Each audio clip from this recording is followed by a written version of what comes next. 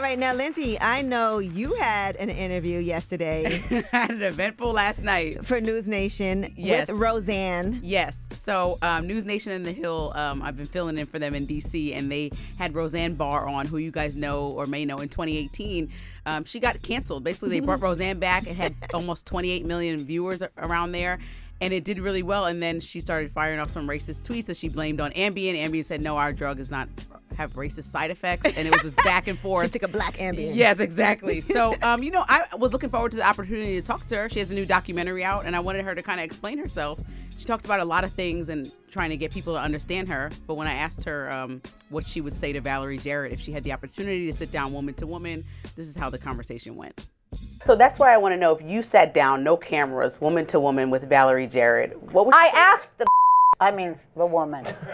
I asked her, come on my show and let's talk it out about I didn't understand your race. How am I to, and then get into my concept, which is race itself is racism.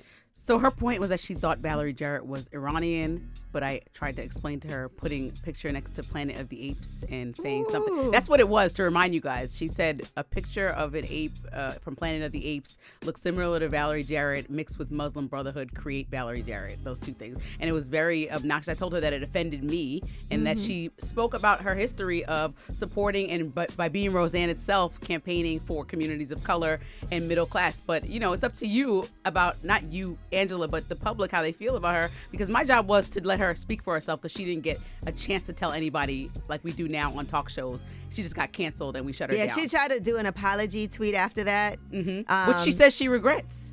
Really? She said she would not have apologized because that kind of makes the cancellation more firm versus just like what Trump does is just, what are you talking about? Yeah. She said she should have done that. Trump never apologized. Exactly. So she said she should have done that tactic. I mean, how did you think of her sitting down with her?